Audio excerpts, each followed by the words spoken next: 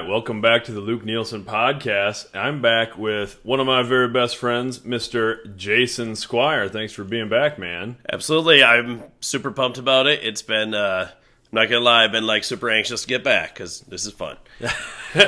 Yeah, I really enjoy doing it too. And today we're doing something, I don't know, a little bit different in the sense that we're just talking about music. It's something that you and I talk about all the time. We're really into music, and we decided it would be fun to do a music episode, so that's what we're doing today.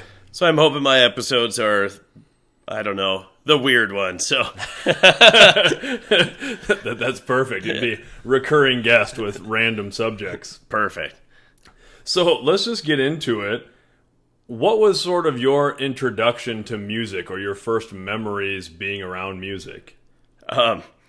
It's really strange because my mom and dad, they're not super big music people. And, I kind of remember just listening to, I wrote down some of the songs that I remember, hearing on the radio, Raspberry Beret. I remember Abracadabra by the Steve Miller Band. And, this is a weird one, but I remember the song When You're Talking in Your Sleep.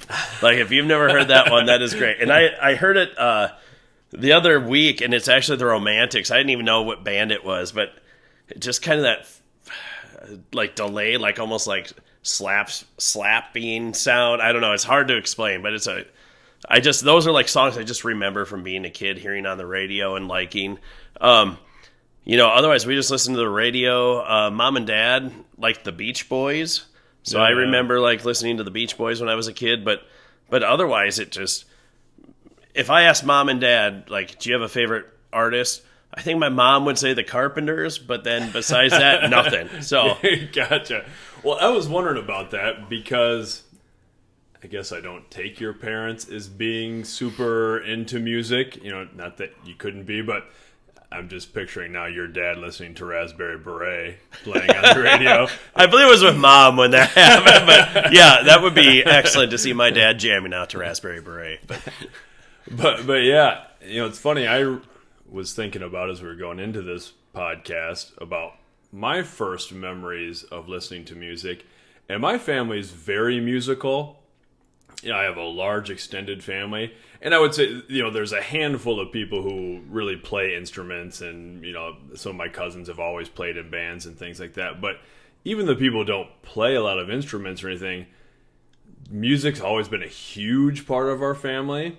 I remember sitting in my grandparents' basement, and they'd always have the record player going, and they had just this, tiny little kind of den in their basement, and everybody would sit around in a circle and just play these old records and listen. And my grandfather had a little back room in the basement where he'd record tapes. Nice. And it was just a special treat to sit back there with Grandpa, but he would play from the vinyl and then record it onto the tape. So you're just recording the audio, so then you had to be, silent. So it was just sit back there silently with Grandpa, but it was kind of this, I don't know, little picture into this strange world, and you got to sit back there. So that was my first real memory. And then my family always does hootenannies, which we call them hootenannies. Excellent. And still do it to this day.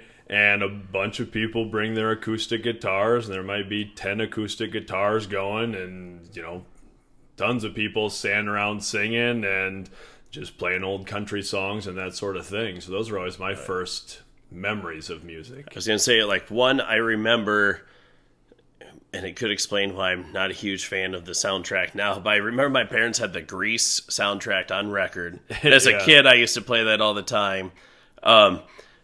Yeah, I'm not a big fan of that record anymore, but I just remember listening to that one all the time. And they had a 8-track with Hot Rod Lincoln, which was just classic, so we'd listen to that all the time too. But yeah, we're the exact opposite. I couldn't imagine my extended family sitting around singing together or playing music.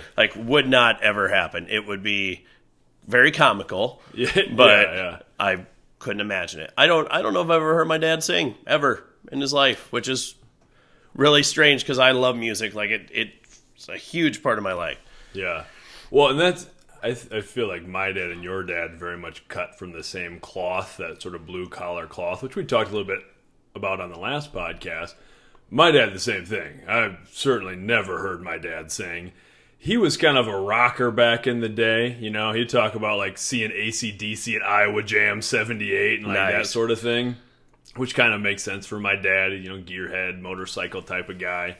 But not a real musical guy himself. You know, I've got his, you know, like the milk carton crate full of his records.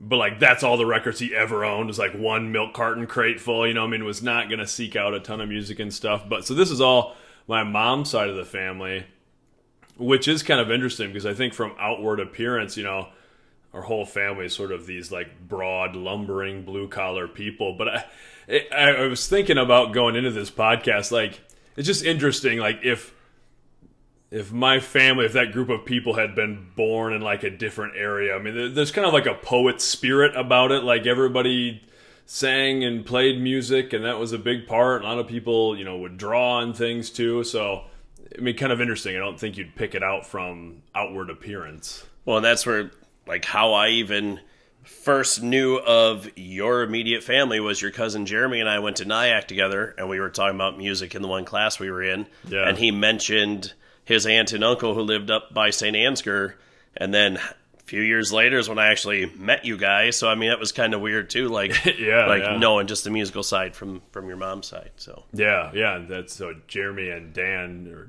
brothers, cousins of mine. I always hung out with Dan all the time. They're like super gifted musicians, playing a couple of bands to this day, and you know, so that's really fun. I mean, they play in real bands and have done a lot of musical stuff. But yeah, I mean, kind of everybody in my family, not everybody, but a lot of people in my family, it's sort of expected that you can play a few chords on the guitar just to play along and sing along and that sort of thing. And that's about as far as I ever got musically, is I can strum enough songs on the guitar to, you know, play some old country tunes, but that's kind of everybody.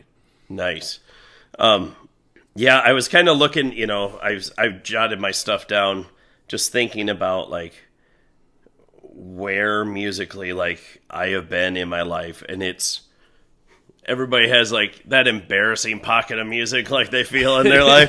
Went through that phase, yeah. Oh yeah, like I have specifically like 1989 to 1993 a list of some of the music I listened to, which anybody who knows me listening to this will probably laugh. You know, I have my sister to thank, where I got my Motley Crue and Guns N' Roses, Poison, Bon Jovi, all that stuff from her. Mm-hmm. But, you know, I was an MC Hammer guy. I know a lot of people were Vanilla Ice, but I was all about MC Hammer. No, I had Milli Vanilli's tape. And even funnier, I had, I remember BMG in Columbia House. You remember those, where you know, had to buy like... you get the record club. Yeah. So I remember some of them I got from them. I know I had some TLC albums, which I'm not too embarrassed by that one. No. I had SWV, which is Sisters with Voices, if you've ever heard of them. I don't really remember that one. Very good R&B music, but again, the people who know me, the musical taste I have now, they're just laughing. And of course, Boyz II Men. You can't go wrong with Boyz II Men. But I was really in that time frame. I know it was more like R&B type stuff that I listened to. I really didn't get into alternative stuff until like going into high school. So let's talk on that, because I know where your musical tastes, you know, have been since high school and that sort of thing. But, you know, you talked about your parents not super musical, just whatever's on the radio, that sort of thing. So was that like that kind of late 80s, early 90s R&B? What was popular on the radio? Is that kind of your introduction to like... I think so. You know, we didn't have MTV in St. Ansgar until almost by the time I was out of high school. So, I mean, if I was at my grandma's house in Osage, we could watch MTV there. So, I mean, we got it there.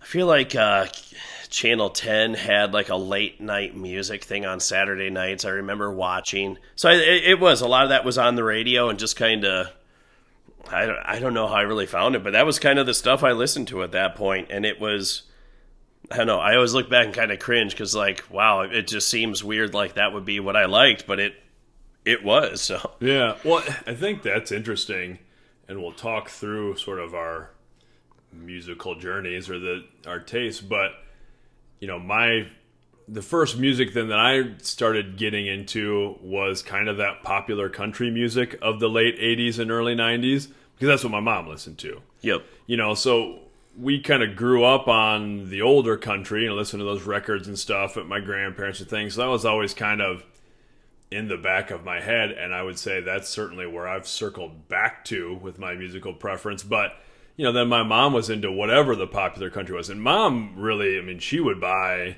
you know, the tapes or whatever back in the day, and then when CDs, you know, came out, those, but like, you know, she would buy the albums and listen to all that, and so, you know, I was into, that's not a bad time really to be into country music. Late 80s and early 90s, popular country wasn't too bad. A little later on, you know, I kind of got out of it. The sound kind of changed a little bit, but, you know, a lot of George Strait, Garth Brooks, all those. I mean, my first concert was a Sawyer Brown concert, which is pretty good. You know, I went and saw Sawyer Brown as an adult again. You know, I like Sawyer Brown. They're a good time. We've talked about, like, burned into my head is the commercials for Sawyer Brown on TV when I was a kid on Channel 3. Whenever Sawyer Brown was around, Yep.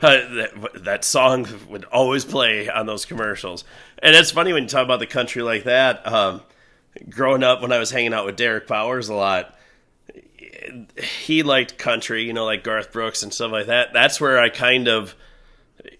I've never been a big country guy, but I mean, like, when we'd hang out, he'd make me listen to country stuff, which was okay. I mean, yeah, I don't know anybody who doesn't like Garth Brooks. Yeah, but yeah. But again, it's funny how, like, the different thoughts come into your head as you're talking about this. I can vividly remember, like, watching, like, a Garth Brooks special at Derek's house. Yeah, but then also later that night, like, us listening to Right Said Fred, like, I'm Too Sexy. It's just so funny just thinking, like, the different music listening to at that time when you're a middle schooler, like, just a weird combination of stuff.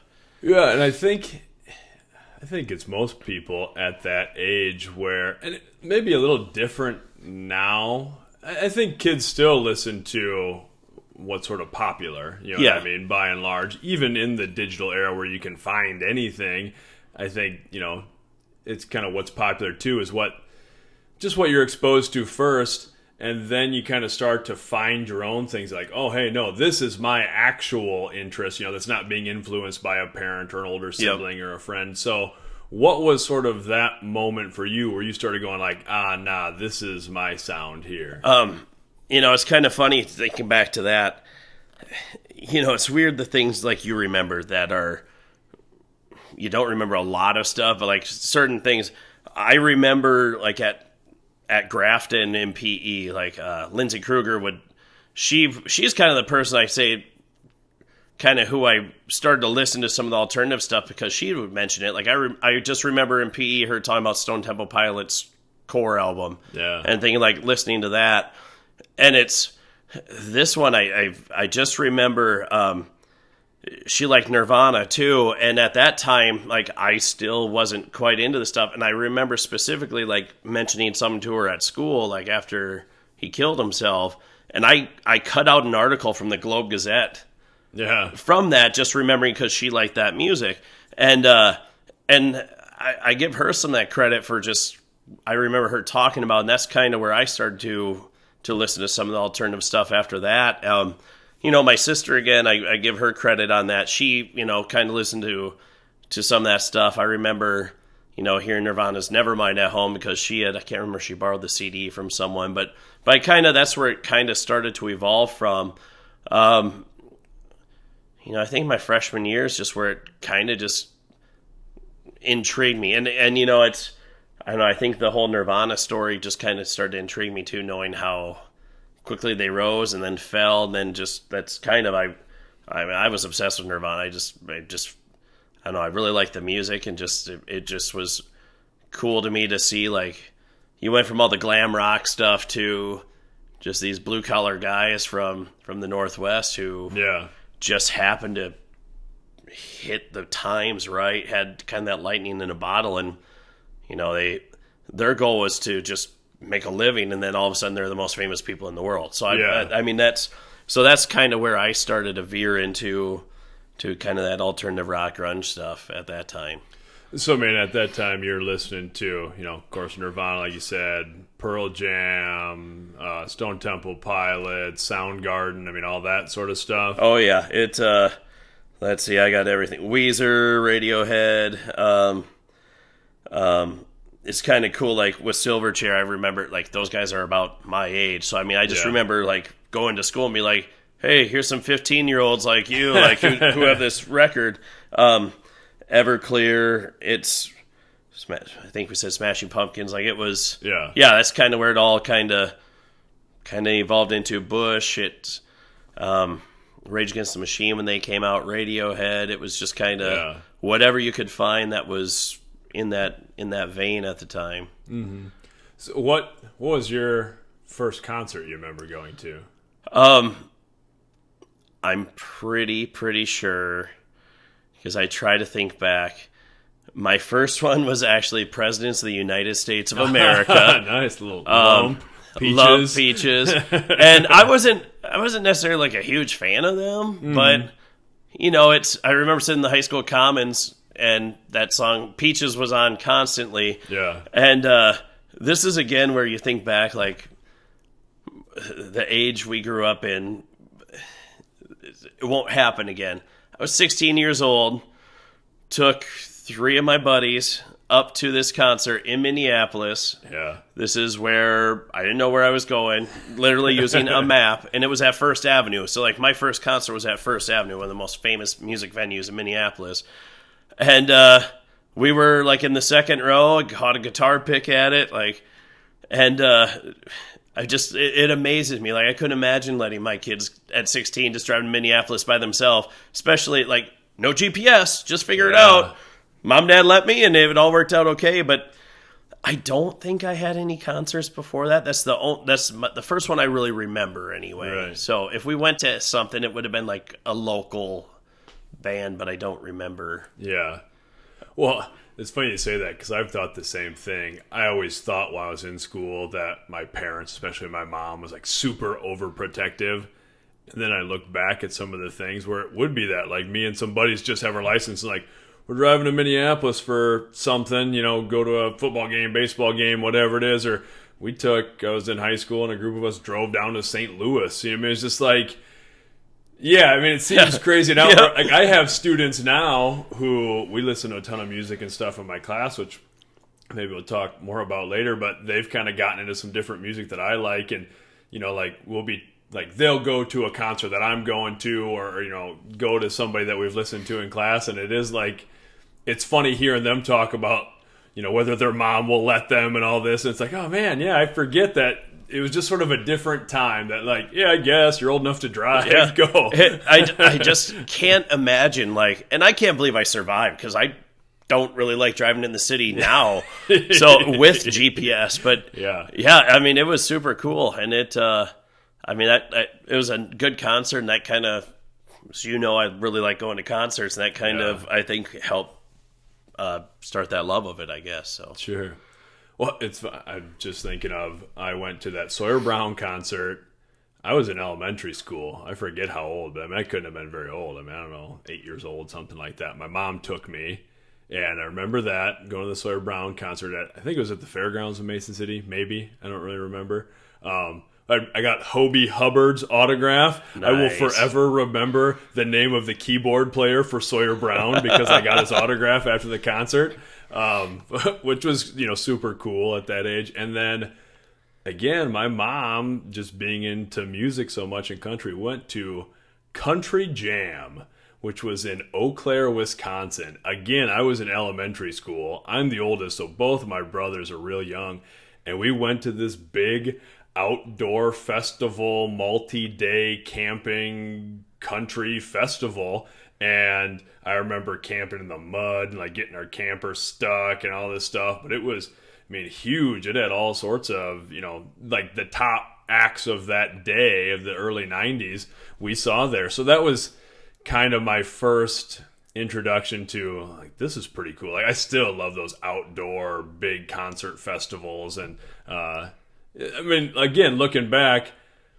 I never thought it was like a crazy thing, but it's like that was a pretty cool experience at a young age. You know, even if that's not the musical vein you stay in, that was pretty neat. And that is funny, like, and maybe that is, you know, like you said, you enjoy those more. Mm-hmm. Me, my first concert being at First Avenue in a small club, I'd go to a small club concert any day. I mean, I just like that more intimate feeling and trying to get to the front. And I don't know, I mean, it's kind of weird. Like, big ones are okay, but to me, it's just something cool about, like, feeling like you're part of something small and special at that time, I guess is what. Yeah. Oh, I agree with that too. I mean, we've been to shows at the Surf Ballroom in Clear Lake, and if you're listening to this, and sometimes we reference a lot of things that are local to us, but if you're listening to it from somewhere else, the Surf Ballroom is the last place that Buddy Holly, Richie Valens, the Big Bopper played, and they're playing Crashed and They Died.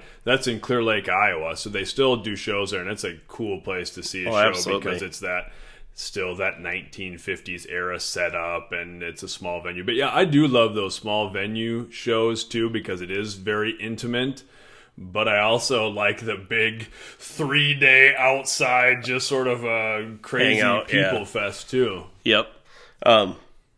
And I'm just trying to think. That would have been, I think, my junior year when I went to that first concert. And it was, I forget what it's called. Rachel found it one time. Like, and I'm not as bad now, but I remember in high school, like, as soon as someone's, like, it started to become kind of the mainstream, people started to like it, I'd be like, I don't know if I like that one as much anymore. I kind of just like that feeling of, and, around here, alt rock wasn't on the radio. It was kind of again, you'd see it on MTV, and you kind of, for us, it was more, you almost felt like you discovered it, or you saw them on SNL or things like that. Right. But I love Smashing Pumpkins, but I still remember, like, when Melancholy and Infinite Sadness came out, and that started to kind of be played more on the radio around here, like 1979 for a while. I didn't want to listen to that song anymore just because, like, everybody liked it, and it's such a dumb mindset to have that way. But it's one of my favorite albums ever. But I just remember for a while being like, everybody likes it. I got to find something else to listen to. But yeah, it's, and it's, I was thinking back too, like, it's the cool thing, like, there were people, especially my sister's age, who, like, kind of the people you looked up to too, like Eric Klein, likes alt rock stuff. So I remember it was cool. Like, if I'd catch a ride with him, I'd kind of learn about some different music from Eric and could talk about with him. Matt Woodward was in my sister's grade. I remember some of the music he liked. I can remember vividly, like, with Luke Porsche and Trace and Fell talking about Smashing Pumpkins together all the time. And, just the fun debates about, like, which album's best, what we liked best. I mean, that was cool.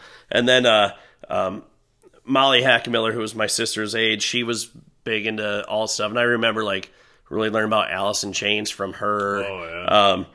And then her brother Joe is one of my good friends. We were really, our whole goal was always trying to discover new alternative music and stuff like that. I remember first hearing Rage Against the Machine's Evil Empire at his house. Yeah. And Radiohead's The Bends at his house. Just, hearing them for the first time. And I mean, those are just kind of cool things that it's awesome that, again, we talk about that with our students. It's awesome that they can, like, literally have any piece of music in the world at their fingertips now. Yeah. There's something cool about that discovery. And really taking a chance on something. I mean, you had to buy a CD, and you took a total chance on if I like it or if I like one song. And at that time with CD players, like, my goal was, if I'm buying an album, I want to be able to listen to that whole album. Yeah. And that it was, you kind of wanted to find that. So, I mean, that was kind of fun because there'd be some CDs you get and be like, oh man, I picked the wrong one. But but that was, I don't know, it's just part of the fun. I agree. And I think that's an interesting part of finding your taste too, because mine was more my older cousins. I always had cousins who were, 3 to 5 years older than me that we hung out with and things too. And I remember kind of I suppose in the mid 90s, kind of transitioning out of that popular country music that my mom was listening to, and then kind of starting like the rock phase. I think a lot of young guys go through that. And then it was listening to classic stuff, AC/DC and those sorts of things, but then getting into some of the rock of the day or the heavy metal of the day. I remember listening to Pantera, and of course Metallica was really huge at the time. And like you said, I remember going to a buddy's house because I don't remember if it was Load or Reload that had just come out. Yep. Whatever one started with Fuel. I think that's Reload. I think it might be. Yeah. But I remember, he had it, and going to his house and putting on the CD and, rocking out. And you're absolutely right. It was kind of this discovery of you knew somebody who had the CD or whatever, and then you would go listen to it. But still kind of getting those influences from other people. What was the first CD or album or whatever that you remember going out and buying yourself, that you sought out? Oh man, that's a hard one. Now, are we talking in middle school or high school? Because middle school it would have probably been something really dumb. So either first one that you bought, then first one that you thought like, oh hey, no, this is actually, I'm into this. I guess it's not dumb, but I would almost put money on it's got to be in the top 5 CDs I ever bought. Would have been MC Hammer's first album. Oh, yeah. It's got to be close. I can't think of it. Eddie was it Eddie Murphy? Was he in the movie Boomerang? I remember buying the Boomerang soundtrack because Boyz II Men had a song on there. That was a good one. Sorry if I have that wrong, but I feel like he was in that movie. And again, it's kind of weird because I think I got a lot of my stuff through BMG right away. Yeah. I can't remember. I can remember getting Melancholy and the Infinite Sadness. I remember I can picture myself and Darren Horgan and my sister and his sister Renee in a car coming home listening to it. I can't remember if we were going to buy it or not. It's weird when you bring that up. I can specifically remember going to the mall in Mason City, and was it Sound World at the time? Whatever store, or Music World, whatever. Yeah. Can't remember what was there. I remember specifically buying Radiohead's OK Computer there. Yeah. It was... Yeah, I think that's... A lot of them I think I did get through BMG, though. Yeah. Yeah, and it's... talking about that, too, it's... kind of going back when you're talking about people influencing on you. At the time, again, it's so dumb because I like Nirvana so much. There's kind of the Nirvana Pearl Jam beef for a while. Yeah, and I remember being like, I can't like Pearl Jam. And I give Darren Horgan and Jared Blakestead credit because they like Pearl Jam a lot. And I remember we just sit there arguing about it and secretly not minding Pearl Jam. But he's like, well, if I'm a Nirvana fan, I can't like Pearl Jam. Yeah. I love Pearl Jam now. Yeah. But I remember that. When you talk about Metallica, I remember being at Jared's house and they had the guitar book to learn of the Black Album, and I remember sitting around trying to figure out how to play that, and it is, and I at that time it wasn't cool the 80s hair metal and stuff anymore, like Motley Crue and those guys, but now I could listen to those guys too with no problem. Yeah. And even the hard stuff, I really like Metallica. Mm-hmm. I was never huge into them, but it was, everybody out there listening, I don't know how hard, or I don't think you realize how hard it is as we're talking about this music not to instantly start singing some of the music. when you mentioned Metallica's Fuel, everything in my head was don't sing it because I don't want Luke's podcast to get sued for infringing on copyright. So, I was singing stuff. But I think you could probably sing the parts when people put covers on YouTube and stuff all the time. But I did the same thing. Give me fuel, give me fire. That's all I could think of as soon as you mentioned it. Yep, I thought the same thing. And it's funny, those first CDs. I think the first CD I maybe ever got when I was really getting into listening to music a lot, I think was maybe a Garth Brooks CD or something that my mom, had given me, which is cool. But then I remember specifically the first one that I sought out in elementary school was Blues Traveler 4.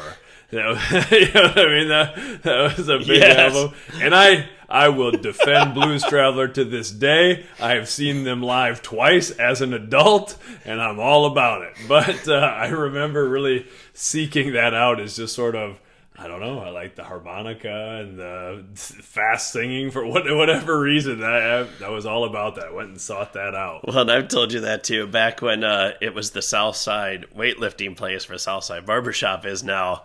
I just remember when I'd be lifting weights there, the 3 CDs I'd always put on repeat when I was lifting weights was that Blues Traveler album. They had Fiona Apple's Title and then Bush's Razor Blade Suitcase. I was too lazy to bring my own music, so I just listened to those 3. So. Yep. I remember the first time you told me you loved that album, and I just remember laughing because it just didn't seem to be in your vein and stuff. Yeah, say, if you know my broader musical taste, you probably wouldn't pick that out, but I guess I have a connection to it from that time in my life as a kid, and they're still a lot of fun. They're kind of a jam band now when I've seen them. But I want to go back to the music clubs, like the Columbia Record Club or was it BMG or whatever it's called. For those of you listening who are younger than us and don't know what that is, so before you could dial up every song in recorded history on the internet, there would be things like this, and I'm certain I got music through one of them too. And you would get like a thing in the mail, and it would have a list of a whole bunch of different CDs or whatever. And I remember they'd always have different deals. Like it was either 8 for a penny or 11 for a penny or something like that. Yeah. And it was a penny. You would tape a penny to it or whatever, and that was kind of the big thing. And then it would have all these little boxes, like you're taking the ACT, and you would check off what albums you wanted sent to you, and that'd be like the big initial deal to get you hooked in. And then they would send these CDs. And then you had to buy like 8 CDs at like $19 a piece or something, and at that time that was really expensive for a CD. So it was a way to get you hooked in. But I remember that initial deal too of being like, what, 10 CDs for a penny? And it lasted long enough. I remember buying Sublime album through that. So I mean that would have been 97-ish when I bought that. And that's just kind of funny to think, like, I mean, at that time, it was you were finding the ways to kind of discover some of that music, because you didn't always, Target at the time didn't have music, or you avoided Walmart because Walmart and Kmart censored their music. So that was that was the thing. And as a kid, the last thing you wanted to do was buy the censored version of something. That's another thing.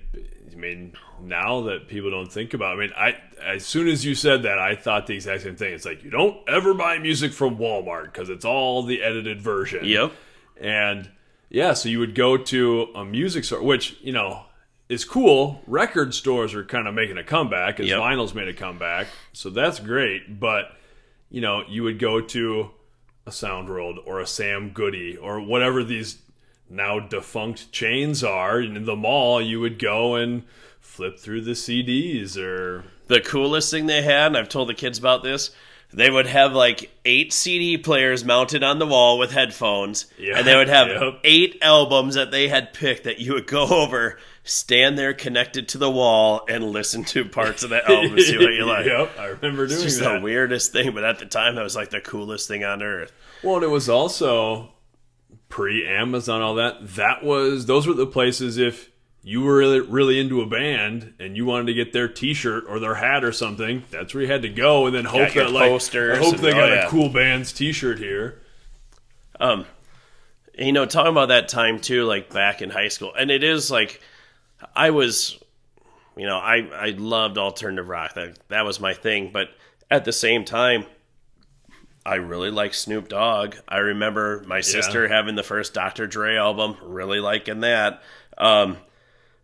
So my buddies were Jim Wood and Brian Thompson. I remember were big on Tupac and the Notorious B.I.G. And I remember we'd be in seminar and, we'd talk about, because they were a little more into the hip hop stuff, and we'd talk about just the different stuff. But on the way over here, I flipped on Snoop Dogg, and so I was listening to that. Like, I can just remember, and the kids won't get this, but anybody my age will, being at Mr. Tyler's house, hanging out with his son Toby, and like all the guys playing Bill Walsh football on the Sega Genesis, listening to Snoop Dogg. Like, it just, it just sparked that memory in me. But I mean, that's what was kind of cool is at that time, and it's so weird because at that time, like, music, it was serious about their image, especially like the alternative stuff. Like, we talk in school about, like, kids don't understand what selling out means, like, because every music artist now has, because they know that's how you have to make money.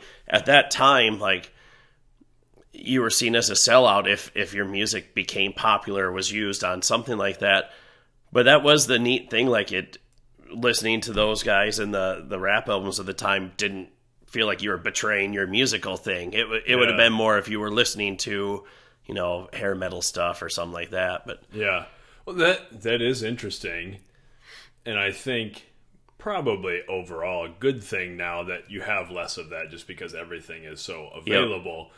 But yeah, I mean, that was if you listen to East Coast rap, you didn't listen to West Coast rap. I mean, there was a genuine beef there, obviously, that most people know about. But yeah, like you talked about, even if you were a Nirvana guy, you weren't a Pearl Jam guy, or, you know, you weren't supposed to be. And just things like that. And I do remember that selling out. That was a huge thing. Metallica, that was, you know, when the Black Album, and that became popular music played on the radio, then it was these guys are selling out, but like, and then when they cut their hair, then that was the ultimate sign that they sold out, as they got haircuts. Right. I still remember that. Yep. So I mean, I'm so glad we're kind of past that point now. But I remember like thinking about that, like, oh yeah, the worst thing that could ever happen is my favorite artist having their song on a commercial. Yeah. And now you would think they're foolish for not, because that's how you have to make money in the business now. Yeah. So let's talk a little bit about, to me, like the music that I was into at different stages of my life. It's almost like if your life was a movie, that's sort of the soundtrack to it at those moments. Like you're talking about, you remember doing specific things and listening to those types of music.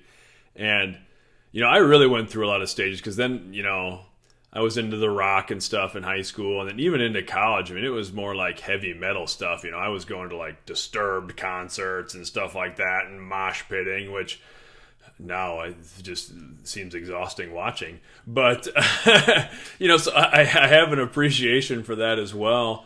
Which now, I mean, as an adult, my favorite music is all that folk Americana, you know, Guy Clark, Chris Christopherson, John Prine, I mean, Townes Van Zandt, Steve Earle that I drug you to. I mean, like, that's definitely my sound.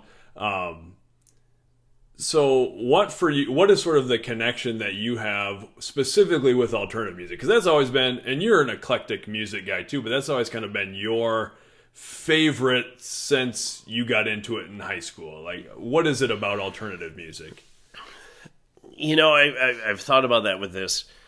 You know, I wasn't a great athlete. Without having a lot of money, like, I weighed the pros and cons of, like, you know, I ended up deciding to work versus continue in sports, because that was helping, you know, I could buy the things I needed and kind of help mom and dad out. I think when you're not in those organizations, you kind of lose a little connection to something. Yep. And this is my freshman, sophomore year. It just kind of made me feel like that's where I fit in, which is kind of weird. It just kind of helped me. I felt like that was where I was. That was kind of the group I was, if that makes sense. And, you know, once my junior and senior year, when I got into speech and drama and choir and stuff, and, you know, then you had your groups, and it just made you feel more connected to stuff too. But I think it just, I don't know, it kind of made me just feel like felt comfortable, if that makes sense, or it just kind of felt, you know, it's, I don't know, man, it's just the hooks to some of the stuff too. Like there was an underlying melody to a lot of the stuff too. Like they put the fuzz and distortion and stuff, but a lot of those guys, their influences were the Beatles or things like that, where you had that strong melody going. You know, and I've been lucky enough that, with Nirvana ending, I'm a huge Foo Fighters fan. Probably be my favorite band right now. Seen them 3 times, which is could have been 4, but Miss Natalie was born right about that concert time, so I figured I better. I told Rachel, like, if you want me to go to it by myself, I will, but I was like, I better not. It's been nice that some of those bands, not every band you enjoy their music afterwards, but a lot of those bands have still had music that I've really liked. Yeah. I don't know. It's kind of weird to. I think part of it too is because I didn't have that real strong base until then. I don't really go back behind that to where I relate back to. Right. As a kid, not having those. But I've definitely, my tastes have changed. Some of it I don't listen to as much, which, I had a phase where I really liked Alice in Chains, and I liked Soundgarden and those things, but now to me, I've probably lightened a little bit on that, where the heavier, just sludgy, trudgy stuff doesn't quite do it for me as much anymore. But yeah, that's what I was kind of thinking, like, I don't know. I think just because I was trying to figure out who I was at that time, I think that's just why I pull back to that. Yeah. And I kind of wrote down too, like the early 2000s too, thinking like where I kind of shifted to. Silverchair had more of their albums in that time. Really became a big Our Lady Peace fan in there. And they're one that was cool. They're a Canadian band that they were pretty big in the U.S. for a while, but then they kind of died down to where now they play small clubs, but they're still huge in Canada. They're playing the huge stadiums and stuff. Linkin Park, really liked Linkin Park. You and I both have a love of Andrew WK, of course. Yeah. Really like My Chemical Romance. So, I mean, it's I kind of shifted towards some of that. And I remember Rachel and I went to a My Chemical Romance concert, and some of our students went to it, and they were like, wow, we're kind of surprised you'd like them. It's like, yeah, I mean, it's not a huge emo guy, but they kind of fell into that. But, I mean, they had some hard rock and stuff, but... talking about some of the concerts you went to, and I'm sure we'll get to that later, but when I'm thinking about Linkin Park, me, Rachel, her sister Anna, and my brother-in-law Nathan went to Linkin Park at the U.S. Cellular Center, and Anna was going to school down at Co., and we went, and that was right after their first album, so I mean, they were just kind of breaking, and I forgot I wasn't a big earplug guy. I remember for that one thinking, like, I should probably bring them because it's going to be loud. Forgot them. I kid you not, it was close to 3 hours of opening bands. We were right by this. I know I have permanent hearing damage from that concert. But, I mean, that was an awesome concert. Got Mike's autograph afterwards. So that's kind of cool. Like, a big band at a big stadium, they came out afterwards. Chester didn't feel good that night, but I remember getting Mike's autograph. Just telling Nathan's niece a few weeks ago about how when we were leaving, we were just walking, and Nathan did not see a parking arm down, and I don't know how he didn't break his ribs. He did not see, and he ran right in this parking arm, and I thought for sure he was going to break his ribs. Like, looked awful. I burned in my memory from that, but I mean, I kind of shifted there because some of those bands, around that time, Smashing Pumpkins kind of died down. Bush kind of died down. Stone Temple Pilots, depending on where Scott Weiland was at that time. Yeah. I was still big into Foo Fighters at that time. Unfortunately, Rage Against the Machine kind of went on their hiatus right around in there, which still, please get back together. So I did kind of have that shift in there. I can't remember if I said Blink-182, but I've always like, I know they're not one of your favorites, but there are some about their songs just the hooks of it that kind of got there. But well, it is interesting, and like you said before, I think when you're younger too, and maybe just especially in the era that we grew up with music, there was kind of this idea of like, well, if I like this, I can't really be into this. And I've never been, I like some of the grunge stuff. I was never a huge Nirvana fan, appreciate Nirvana. always liked the Foo Fighters afterwards. Always liked Stone Temple Pilots and Pearl Jam. I always liked them. But some of the stuff that was a little more, I don't even know how to describe it, a little less maybe distorted, grungy sounding, and was a little more like the Blink 182 type of music. That never really connected with me. So I was never a big Blink 182 fan. I appreciate the musicality of them now, just from a musician's standpoint, but still, like, I would not seek out their music. But it is sort of interesting that, like, all that's going on sort of at the same time, and you kind of pick the things that, like, I kind of like this and I don't like this so much. My Chemical Romance is a great example. That's one that you would probably not guess that either you and I would have liked. But I really enjoyed My Chemical Romance. Their videos were awesome. Oh, their videos were amazing. The music was fun. Have you watched The Umbrella Academy on Netflix? I haven't yet. I want to. Yeah. So the guy from My Chemical Romance, that's his comic book that he wrote. Yep. That's now on Netflix, which that was great. The show was a lot of fun. So their Helena and the Ghost of You videos were just awesome. I just love those. And then when they had the Black Parade, like that was good stuff. The 2000s were, oh man, they like it's a weird time. And most people think like man, a lot of that music is forgettable. And I will say, like, a lot of it, yeah, you kind of like, oh man, I can't believe I like that. But I don't know, just because you were coming off of such a very strong rock time, and then it turned into, and you and I joke about it since you sent me a video of it this week, and I was singing it in class, of course, like bands like Creed, which, you know, at the time was like, yeah, they're not bad. Then for a while, it's like, oh man, you can't like them. And now I just will openly sing it on purpose just because it is kind of catchy. Yeah. I am kind of ashamed I like them, but still, like, I have a special place in my heart for Limp Bizkit because it's just, you know, I'm not a Yankees fan. I had a Yankees hat at one point, and then I think, like, oh, I can't believe I had a Yankees hat because of that. You know, Korn. You know, I liked Incubus.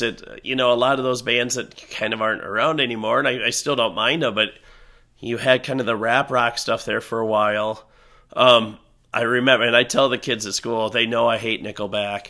But I remember their very first album was, a few of the songs weren't terrible. Then their Silver Side Up album came out, and they played How You Remind Me constantly. And I think that's where my hatred of Nickelback came in. And then, oh man, you had Buck Cherry, of course. You had like that type of like rock stuff come out, and it just, I don't know. I was trying to look at like the 2010 music, and it was just kind of all over in there. Yeah. Well, that was sort of an interesting era for music, and I suppose just an interesting era in like our times of life, like in the 2000s, you're sort of transitioning to adulthood. And like I said, in college and stuff, I was kind of, we listened to a bunch of different stuff. Like my friends and I, we'd play some country music and do some different things. But if I was going to a concert at that time, it was probably some sort of heavy metal concert type of thing. And, you know, again, going back to that soundtrack of your life, I suppose that's sort of, I don't know, I was a college football player, and it just sort of like a big dumb animal. Not to say that's what, you know, metal is. I appreciate the music of it, but that's kind of, I want to go and mosh pit and whatever and just kind of be like, rah, you know, and you know, that's not what I would. I'll still occasionally throw on some, you know, hard rock stuff, but that's not what I would typically seek out for a concert now. So it is sort of interesting, just sort of how, what's available and where you're at in your life. And what I like about that, the good thing about kind of losing that really focused group of music is you didn't feel as bad branching out and listening to different stuff too. Like, you know, it was around 99, 2000 where I really got into the later Beatles stuff, which as a kid I just didn't. And I remember, you know, really liking all the 67 to 70 Beatles stuff. You know, knew of Peter Frampton, but finally listened to Frampton Comes Alive and listening to some of that. And, you know, I remember, again, thinking about the things. I remember specifically being at Derek Powers' grandma and grandpa's house watching Johnny Cash's video for Delia's Gone, and not really liking it at the time. That was right when him and Rick Rubin came back out with all that stuff. Yeah. Just didn't really connect with me then. But right when I first started teaching, around like 2002 and 3, when his the 4 album came out with Hurt, like really getting into Johnny Cash then. And I mean, that was a cool thing because I don't know if I would have done that in the 90s. And that was kind of fun, just branching into some of the different music that I didn't know if I'd ever like. And I really dig Johnny Cash. I mean, he's just a cool guy. So that was kind of fun, really kind of going back and finding some of the music at the time I wouldn't have listened to, and then like really appreciating some of them, you know. That is interesting too, how you can discover music, and again, it's easier now, but you know, I remember that too, probably when I was in middle school, really starting to like dig through my dad's old records and stuff like that. And that was kind of part of the transition to rock, is he had the AC/DC records and things like that, and you know, Kiss and some of those things, and playing that. And then I remember my cousin and I think we were in elementary school even, the Fox radio station used to be classic rock. I don't even know what it plays now. It kind of still is, but it makes you sad when some of their classic rock is like when we were in school. Stuff. Yeah. Yes. Well, so it was all, you know, like sort of the 70s, you know, 80s, whatever, classic rock when I was a kid. And I remember my cousin Dickie and I calling their radio station and asking them if we could rollerblade for them in the Mason City Music Man, you know, like what do they call the parade? It's like the band festival, festival parade.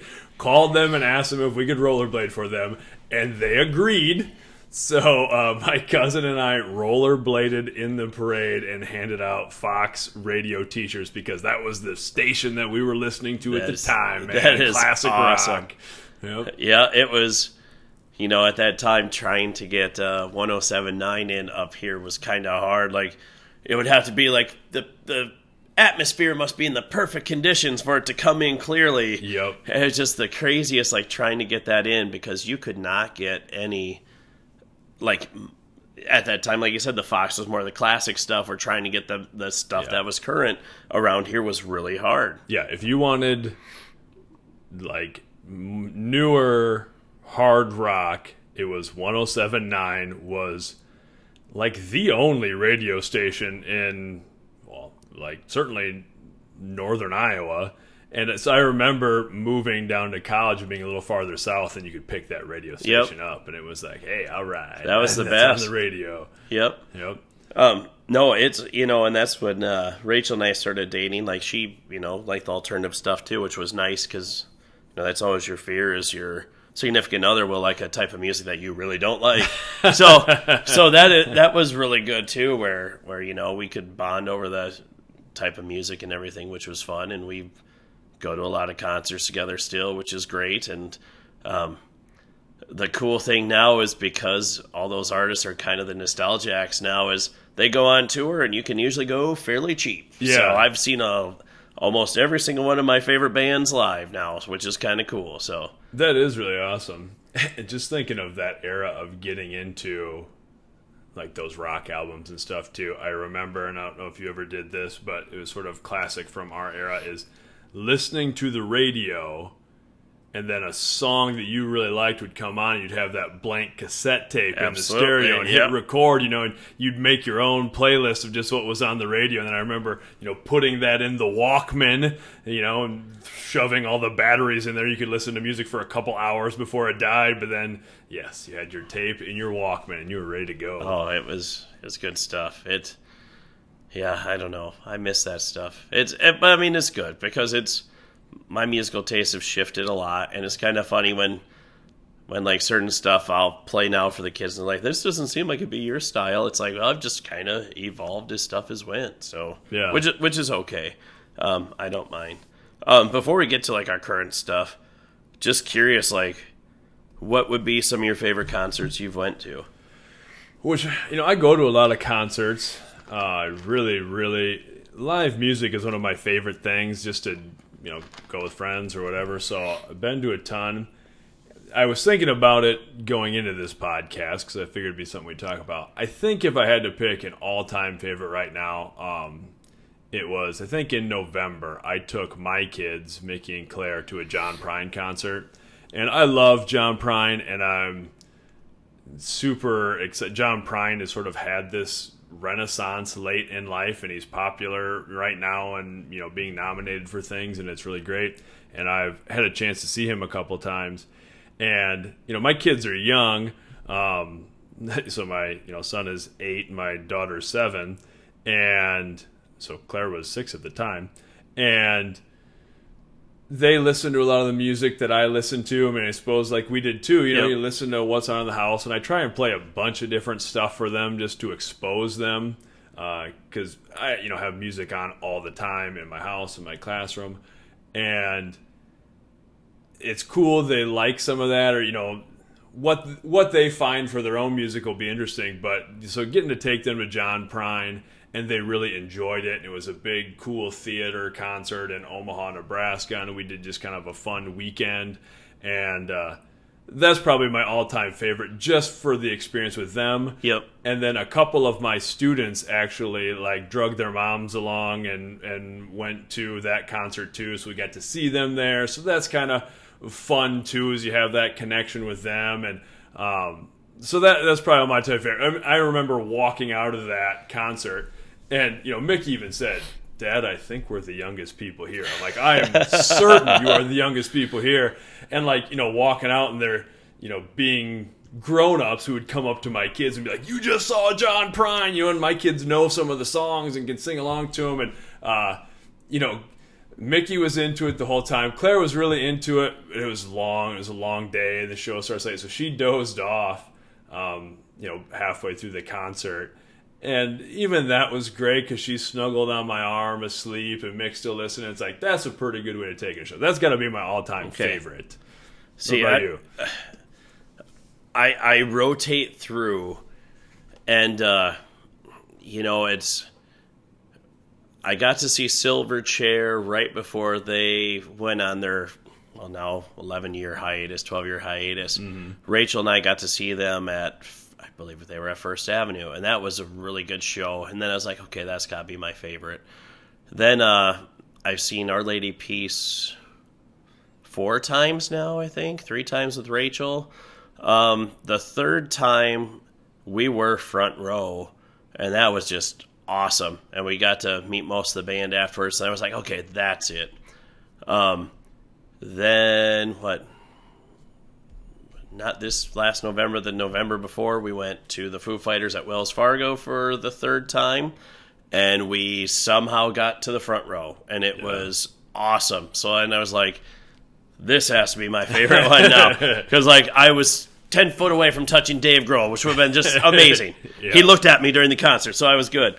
But then when you talk about with your kids, my goal was I wanted to take... Rain has technically been to a Foo Fighters concert because Rachel was 8.5 months pregnant when we went to a Foo Fighters concert. She could hear it. Yeah, so she could hear it. So my goal was I wanted to take Gavin for his birthday. But I was going to take him up in St. Paul. For some reason, their tickets were goofy, so you couldn't get tickets together, so that didn't happen. But we ended up... the Smashing Pumpkins were on tour last fall, and so I had bought my 2 tickets, and then it just didn't sell out like they thought, so I could actually get to the 2nd row for not much more. So I bought those tickets. What the plan was, I was going to try to resell the other ones. Rachel and I go, and I thought, well, I said, what if we take the kids? And I said, we can rotate halfway between the concert. I'll be up front with one of them, then we can switch. And she's like, no, you just stay up there because you love them. Yeah. So Gavin and I started in the 2nd row. Rachel and Rain were farther back. It's kind of funny, same deal. Made it through the opening band. Rain fell asleep 1 song in. Woke up on the last song of the concert. Gavin ended up getting the guitar tech saw. He was up there with me. Gave Gavin a bunch of picks, the band kind of pointed to him and stuff, and it was, so that was really cool, because my kids, same deal, they listen to all the stuff that I like, and they love the Smashing Pumpkins, they listen to music at night, and they have Smashing Pumpkins from Melancholy on their sleep stuff. And even today, Natalie, for her nap, I was playing her some stuff for sleep music. She said, "That's not my sleep music. I want Smashing Pumpkins." Like, so that was kind of cool. So that was cool that the kids, like, their first concert was at. And same deal, like you said, like, people were coming up to us like, "That's so cool that you brought your kids to this." Yeah. So I mean, I'd say that's probably my favorite, just because we got to experience that all together. So yeah, that was really cool. And yeah, I'm just rushing like through concerts in my head now, and I have to, on a music episode, give a shout out to my very good friend Mike Putz. Mike Putz is a guy that I taught with and coached baseball with at Edgewood Colesburg, where I first taught, and one of my best friends, and like super great musical influence on me, and somebody he's seen everybody, and we have very similar tastes in many different things, sports and music and whatever, which is great because he's like my dad's age.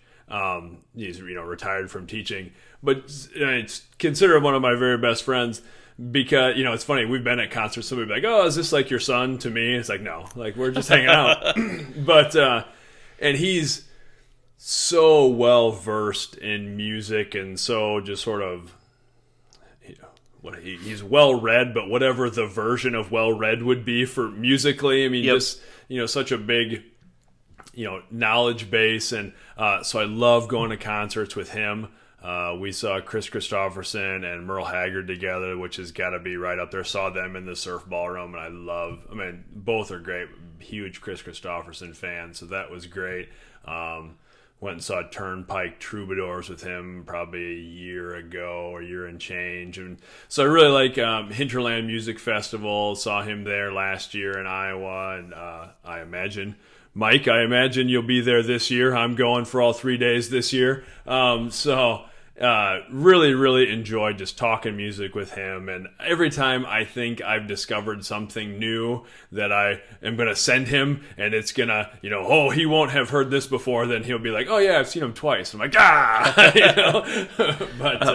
I love that connection with concerts too, when you find people to go with, Yep. or you get turned on to something by somebody. And Well, and two of them that I always tell people, like, I know it's going to seem like it would be weird, but I love the Dixie Chicks. I love the Dixie Chicks. Yes. Rachel and I went to see them, I don't know, 3-4 years ago.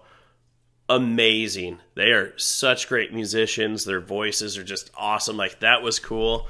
And then I got to live my life dream of getting to see Weird Al in concert, which was fantastic too. Like, people don't always get like what a great musician Weird Al is. Like, he is amazing. Oh, for sure. So I mean, that's been kind of fun too, like kind of going to some of these like different concerts too, just to experience it has been neat. So now let's talk a little bit about your like personal involvement with music, because you played in a band in high school and still play music. So tell me a little bit about that. I mean, what got you into actually playing music and doing something? Did you play in the band, like the high school band? Until my sophomore year, I played saxophone. I didn't really want to play saxophone, but back then when you did you try all the instruments out to figure out. At that time, you had to play piano to play drums. I didn't take piano lessons. I couldn't figure out trumpets or tubas, any of that stuff, so the saxophone was what I had. My sophomore year, I just didn't want to do it anymore. And then I bought a guitar that year. I believe I sold my first car. I can't remember what it was. Mom and Dad helped me buy it. It was this old 70s boxy car. I can't even remember. Sold it, bought my first guitar. Back then, you didn't have YouTube, and I didn't take lessons, so I was trying to figure it out. It wasn't very good.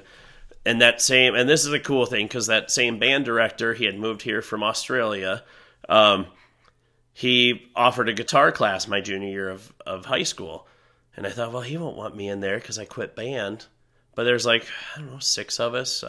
My buddy and neighbor Eric, who ended up being in the band, and my buddy Jared, we took that class, and there are a few other people. And that's where I really learned how to play. And when I say really learned how to play, I don't mean like I'm good. But that's right. Learned how to at least do chords and stuff like that. And I think just because I love music so much, it's like, okay, I want to be in a band. It'll be fun. Yeah. I always laugh when the kids talk about it. It's like, at that time, you couldn't find a bass player. No one wanted to play bass. Like, the bass player was like the forgotten guy in a band. So Eric Haugen, me, Joe Hackemiller, and then our next band teacher, my senior year, he played bass. So we actually we played a few songs in the variety show that year, and then was it 2 Nirvana songs? I think it was 2 Nirvana songs. And then in the spring we used to have was called the Swing Show. Mm-hmm. And you were supposed to be in band to be able to do that. I was in choir, but like to do any like playing instruments, you're supposed to be in band, but they kind of bent the rules for us, which was cool. And we played a Radiohead song, and I think 2 songs that I had written. And then I know I guess my thing was always I wasn't a great guitar player, and I always had that self-conscious, like, I don't want to play someone else's song because everybody will go, oh, man, that's bad. so I wrote my own stuff, and so that was kind of fun, too. Our claim to fame is we played at Turkey Days during the day. Was it 2 times or 3 times? I can't remember. It was always cool because we played after Kermit Shaw, who played like cool like organ music. And then they were so cool that they'd let us play. One of my favorite memories, I got to find the video to show you, is one of the older ladies who stayed there. She stayed after Kermit played. And on the video, you can see us playing and her just sitting there with like her big sunglasses, holding her hands over her ears the entire time we played. So she had to have kind of liked it. It was just too loud. These darn kids. So we did that. And then I don't know if you know that we did this, but where Dollar General is now in St. Ansgar, it used to be Come and Go across the street. Me, Joe, and Eric, we would set up all our stuff outside my mom and dad's house and play Sunday concerts outside. Yeah. And Dave Jewell would always come down and tell me to turn my polka music down. But I had the wireless thing for my guitar. I would actually just, because I was an idiot, I would walk across the street and play my guitar in Come and Go. And the young kids working in Come and Go would always laugh. But yeah, so I mean, it was just more a hobby. We knew we weren't going to do anything with it, and like I said, it wasn't good enough. I just kind of wrote the stuff that I felt worked for me anyway. And you know, as you get older, you have kids. Unfortunately, like those are the things that you don't have the time to do anymore. And Eric and I live across the street from each other. It just there's no time to ever get together and play. And like drum sets are big. So we, as you know, and you have helped the students at school discover, we had just recorded some stuff on my computer at home, like in the late 90s. And I always wanted to go and just record for real. Yeah. So I've been around 2009-ish. We went and recorded a few songs at Rancho Bizarro over in Little Cedar, which was really cool. I had written the one song, Died Inside, I just wanted to write a different song. I hadn't written a song in a while. And since I had all the other ones recorded, I wanted to do that one for sure, which is funny because that one ends up being the one the kids listen to the most, which probably isn't the biggest reflection of what our music sounds like anyway. But it's kind of funny that they found that one. But so that was kind of fun. Mm-hmm. And then I was at your house when it actually played on the radio, so I can say that my music played on the radio. It was 102.7 was a rock station for 3 years, 4 years, and they had their local band thing. So I'd sent our thing in just for fun. We didn't play anywhere. We just recorded it, and like a year later, they're like, "Hey, we want to play your stuff." So Eric and I got to go over to the studio and kind of talk about it a little bit, and then it was on the radio. So that was kind of a cool thing so I can check that off my list of life. But I remember that was awesome. So no, it's one of those things that's kind of fun, and I mean, we weren't great, but it was fun just to get to kind of do what you do. And well, it is cool. I mean, I remember funny similar start. I played saxophone from 3rd through 5th grade in Mason City because you started band band's always big in Mason City. If you're, again, listening from some other part of the globe, Mason City, Iowa is the birthplace of Meredith Wilson, who wrote The Music Man, and that's kind of like the big thing. So the band is always big, the band festival, the parade, and all that. So I played saxophone, same thing. I remember the like tryouts you would have, and they would like, see if you can make noise with this trumpet, see if you can, hold your teeth right to play a, whatever, the wood reed, whatever they call them, instrument. So they basically dubbed me a saxophone player. And I remember walking in and being like, where's the guitar? Because that's what I was used to with my family. The hoot nannies and playing the guitar, so I'm like, that's what I want to play. And so saxophone. So I played 3rd through 5th grade and then moved to St. Ansgar in 6th grade and stopped playing. They had band here, but I just stopped playing at that time. And then started playing, I had a little bit before that started playing guitar, which I thought about this. For as long as I have played guitar, I may have had the least progress of anyone in the history of music. Just because, like my cousin Dan and Jeremy that we talked about before, they were always playing. And they were like really playing and taking lessons and playing all the time and getting really good. And I would just fiddle around with them and learn a few things from them.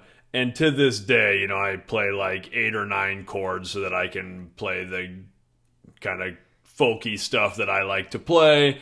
And it's sort of a meditative process for me. I like to sit around and just play and sing songs with my kids. And I'll bring my guitar into class sometimes and have some other students who have guitars and fiddle around. But like, that's about as far as I ever got. Never played in a band or anything, but just I've always been around it and just like to fiddle around. I play maybe a little more now than I have in recent years just because I like to I hung up my acoustic guitar on my wall in my bedroom, and that helped where I would just see it, take it down, even if it's play through a song or two, and then hang it back up, just do it. And I'm so bad at that, like my memory of trying to remember how to play someone else's whole song is just not good. So, yeah. So it like my biggest fear of people like, hey, we should like kind of try to jam together. This is going to be bad for me because you're like so much better than I am, and I'm really bad at doing that. But yeah, I don't know. It's just kind of fun. I'm not like writing isn't one of my favorite things, but I always just try like crafting songs to make it kind of, I don't know, pull together, I guess. So yeah. So since I don't know if you'll use it, but Gavin and I did craft the Luke Nielsen podcast theme. If you've listened this far, hopefully you will have already heard it, because my plan was to unveil it with this podcast.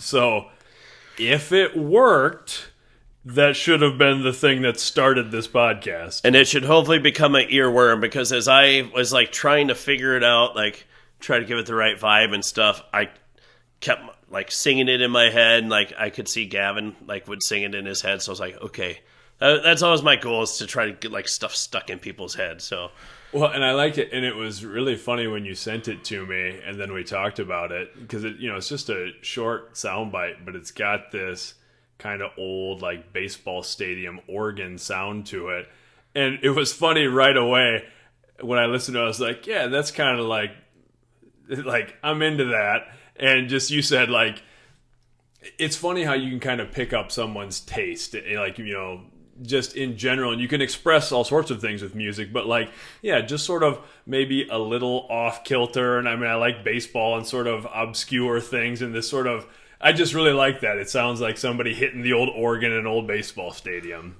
And the part of it, I was trying to figure out, like, theme for Luke. And it was hard to do, and that's where I kind of thought, is like our piano at home is like, okay, it had the electric piano, like baseball-y sound. Is like, know you like baseball, I think we could go in that vein. But to go back, and I know I'm circling back, but when you talked about like listening to music with your kids and stuff, like that's a lot of fun that my kids like listening to the stuff I like. But I my goal is to never like tell them all, don't listen to that or don't listen to that. Like I do want them to kind of figure it out, and it is fun because they like that stuff. It's kind of funny. Like then Gavin will listen to a certain song. I'm like, oh, what's that? And it's heard on a YouTube video or something. I'm like, well, cool, whatever. But I mean, that's especially like recently. I was trying to think like stuff in the last 5 to 10 years that I've kind of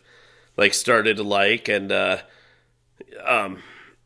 man, what is it? 106.3 now out of Des Moines is kind of the alternative station in Iowa. And alternative's really changed.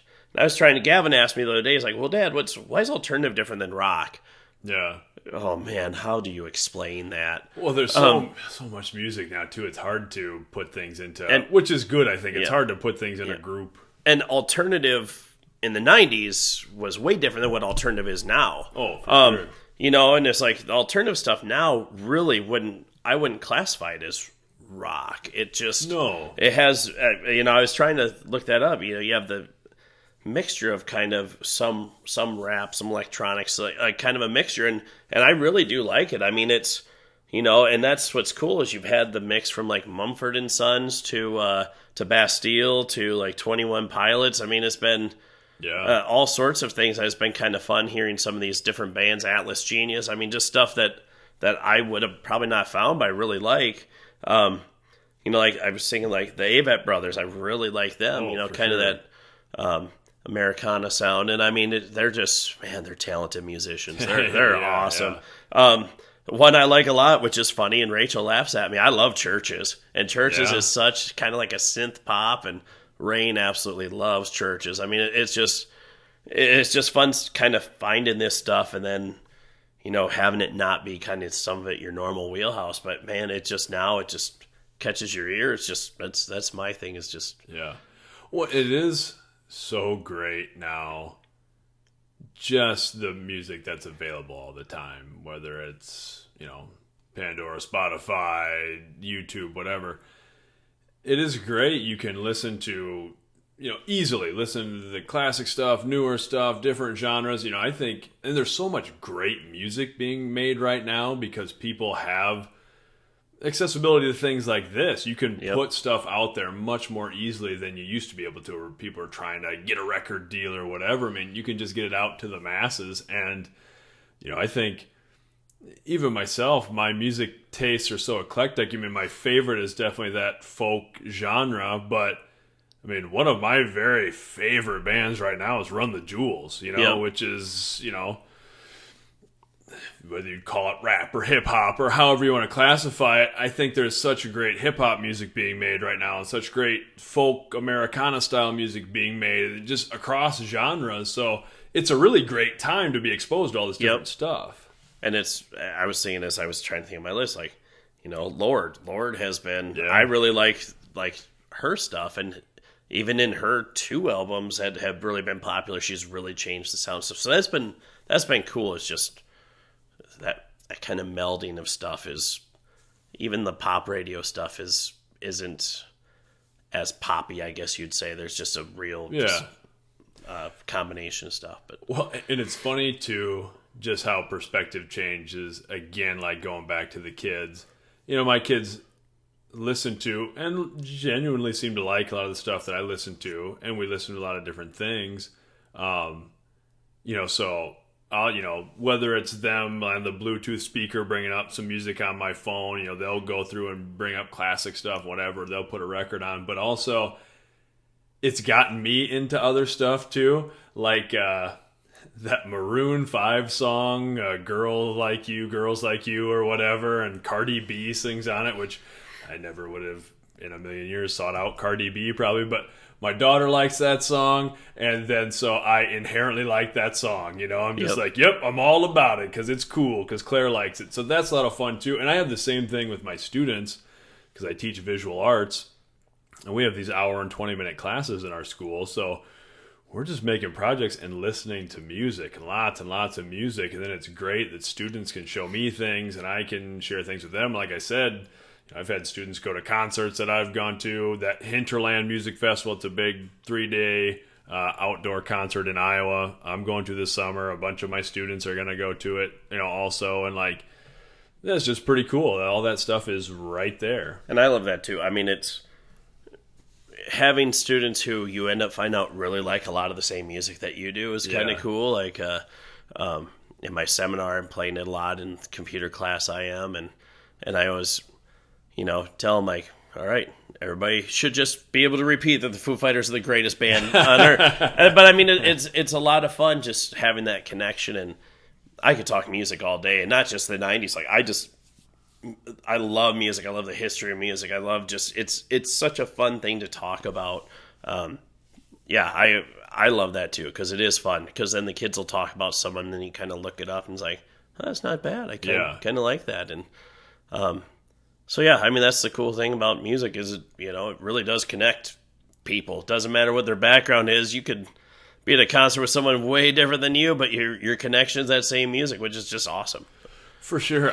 I've talked about that in class, and I suppose this was sort of the basic premise behind big festivals like Woodstock and Live Aid and those things is uniting people. But I always think the world would be a better place if people would go to concerts outside of their norm group too. You know what I mean? Like, I think if you picture a, say, popular country concert, you may have an image of the majority of people who are going to be there.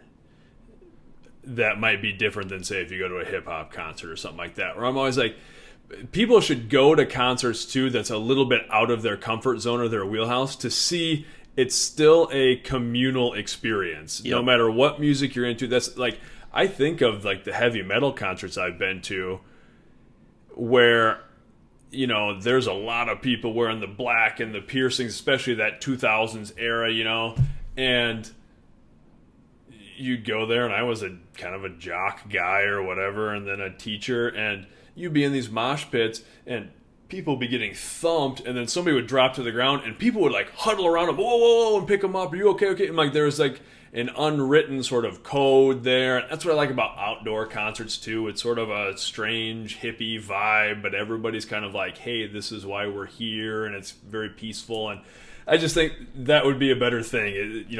Go check out some music that's out of your wheelhouse because everybody's just trying to be into the thing they're into. Yep. So with the things that you're into and more contemporary music, if you're listening to something new, okay, what are elements that you're looking at in music where you're like, yeah, this is for me? Like, is it songwriting? Is it the type of sound? What's that you're like, yep, this catches my attention? It's kind of weird because, some of the music, like definitely with the Avett Brothers, what caught my ear was just their lyrics were just, amazing. Besides their instrumentation is fantastic too, but they just craft such beautiful lyrics. Yeah.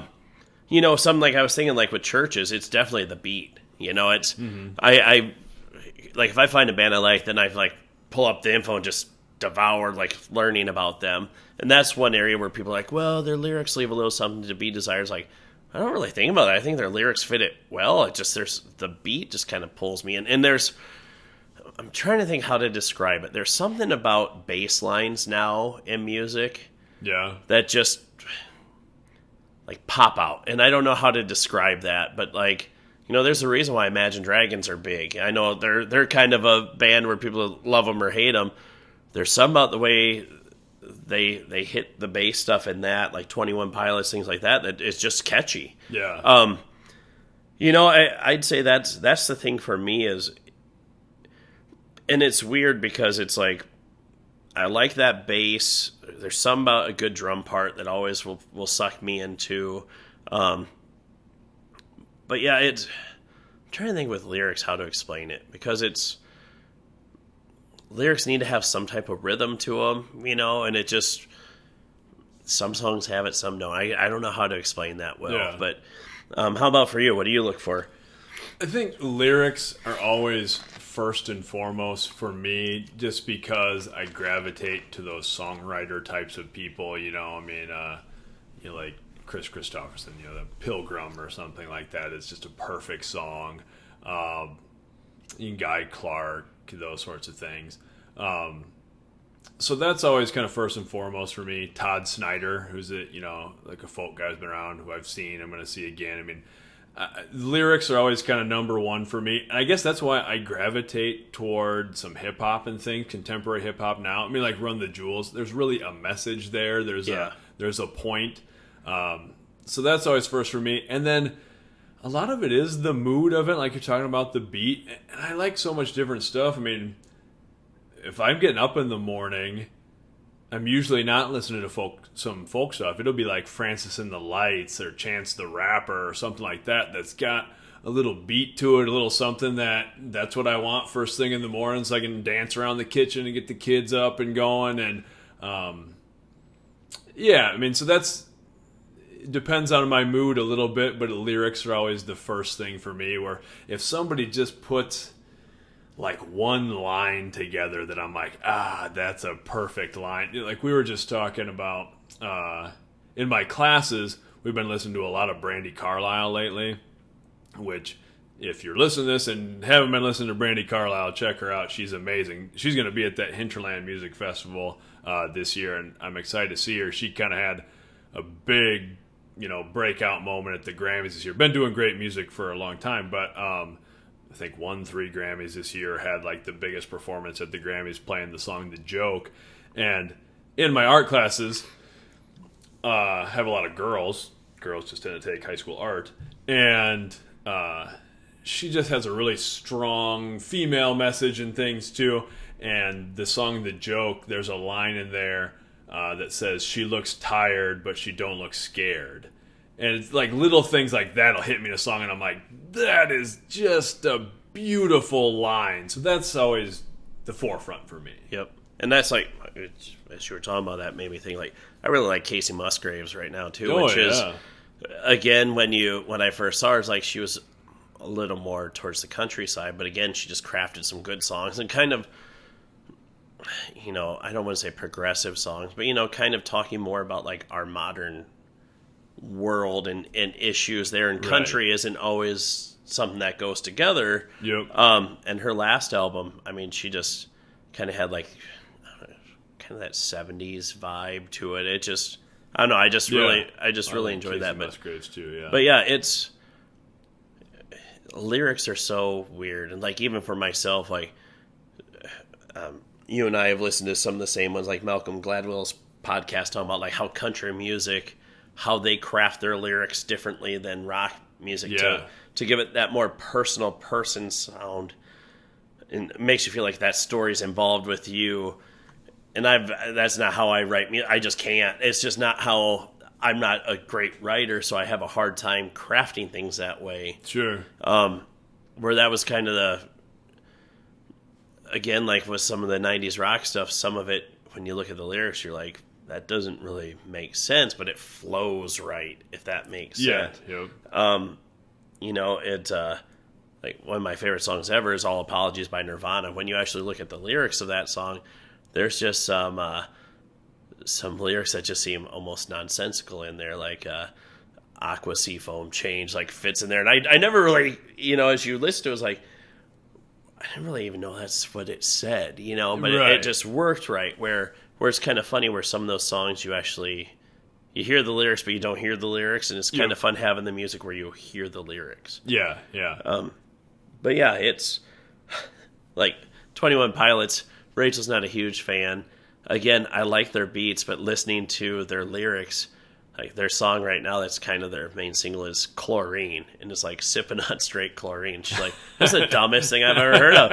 It's like, yeah, but it's in my head. Like it is an earworm. It has infiltrated my mind. But I suppose we're cooking on time, which is good. About an hour and a half. This is already the longest, but that's good, man. So I had one written down here, which I thought would be a good moment for us to embarrass each other. What would be like a guilty pleasure music that like if people heard you say it, they would be like, I don't know if they'd be shocked, but they'd be almost like, wow, I can't believe that that's something he actually doesn't mind. That's a good one. I suppose just some of that poppier stuff that I already referenced, like I never would have been a fan of anything like Maroon 5 did, but my daughter likes it, so I like that. The Girls Like You song or whatever, and Sugar, the one where the video, they drive around and go to all those different weddings. Claire thinks that's the greatest and said she wants to have Maroon 5 at her wedding someday, so I don't know how I'm going to pull that off. Yeah, I mean, I suppose stuff like that, because I do honestly like it because Claire likes it and it is poppy and fun, so I like to put on some of that poppy stuff and, dance around a little bit like a goon, and yeah, so I suppose that, okay. For me, it's the running gag in our family right now is anytime Taylor Swift has a new album come out, we buy it for Rachel because Rachel does not like Taylor Swift. Yeah. I seriously do not mind Taylor Swift. And again, they love her or hate her, she has a knack for crafting songs that kind of, even if her transition from when she was a country artist, which I wasn't a huge fan of that, but to what she's become now, those in-between albums, it's kind of interesting hearing that kind of meld of stuff. But I don't think I've ever told the kids at school this one, or maybe very few, but when I first started as a head varsity basketball coach, when I'd get home from a game and I'd break down film, my first 2 years as head coach, I would, can't believe this, I would listen to Miley Cyrus's Wrecking Ball, and I can't remember what the other song is from that album. But I would listen to those two songs every single time I'd break down the film. Those would be the first two songs I'd listen to. Then everything else would be on shuffle. Yeah. It's just I don't know why. Again, just catchy stuff. But yeah, I'd say for me, it's kind of the same deal. Like it's probably the more poppier stuff that just kind of catches your ear. That just doesn't seem like it would be anything that I would like at all. But it's just, which is, again, that's kind of fun that at this point in my life, I don't care. I mean, which is good. And again, if it's like stuff that Rain and Natalie like, it's like, it's easier too to then like not mind it. And it, like you said, it's just fun kind of being able to be goofy with them too, like dance around and that type of stuff. Like Rain has the Trolls soundtrack, the Trolls movie soundtrack, and they'll jam out to that. House, I'm trying to think. Yeah, so I mean that's kind of fun. So it's kind of fun having those ones that just throw people for a total like see their head snap around like you'd listen to that. So yeah, which, and like you said, I think just as I've gotten older too, when you're younger, you think, well, because I like this, and I can't like this or whatever, like we've talked about, but with all things in life, I think as I've gotten older and just had more life experiences, I'm just sort of the opinion is everybody better do what you're into, find what you're into. You're not here very long, so you do your thing, man. If you like that, listen to it. That's awesome. Absolutely. A few of my life rules, as I like to tell the kids, is Living on a Prayer comes on. You have to sing along to that. That is a rule in my room. And then I just gave this wisdom to my beginning computer kids this year. If you go roller skating, you force them to play Pour Some Sugar on Me before you leave. And I do that, and it is nothing makes me happier than seeing the look on the person's face when I roll up and I say, not that I go roller skating all the time, but a few times we went, I roll up and I go, I am not leaving your establishment until you play Pour Some Sugar on Me. And they just look at me and laugh, and they're like, we're going to play it next, so you leave, please. So they're like, deal. Yes. All right. Well, I got a list of some random questions related to music, and we're already at an hour and 33 minutes, which is awesome. But this would be officially the longest episode of the Luke Nielsen podcast thus far. But so here's my random questions. Okay, so first, happy song or sad song? So, like, I'm saying one that I think of, or you're going to? No, you just have to pick. Would you rather listen to a sad song or a happy song?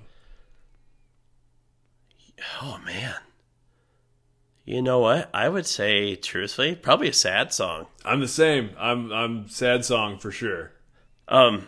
That's really strange. Yeah, no, because most people would be like, oh yeah, a happy one for sure, but I don't know. Sometimes those minor chord songs just are they just rip at you. Oh, I'm all about. I mean, obviously being like a folk music guy, sad song is for me. Especially in the radio, like right away I go to Radiohead's The Bends and OK Computer. Yeah. Like some of those songs are just absolutely would be the ones I go to more, the sadder ones. Yeah. Oh, nice.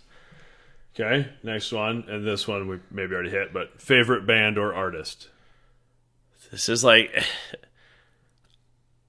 as of now, I would say it's got to be Foo Fighters. Sure. You know, I would have said Nirvana when I was a kid for a long time, but Dave Grohl is just the awesomest guy on earth.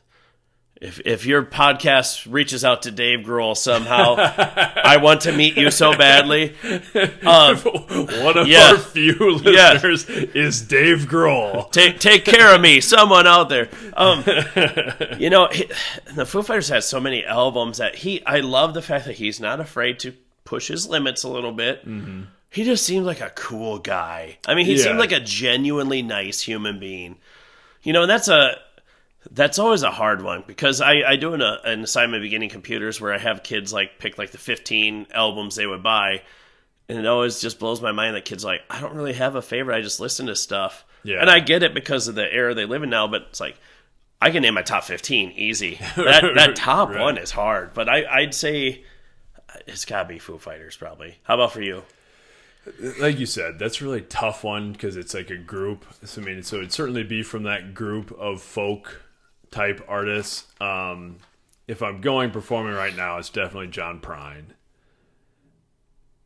All time, maybe a Guy Clark. I mean, I've said both those names, you know, several times. Then if you're tracing the roots back farther, you get into the Woody Guthrie and those sorts of things. But yeah, I mean, so right now, I'll go John Prine. Maybe all time Guy Clark. Okay, you have to. We'll just do. You have to create a super band. All right.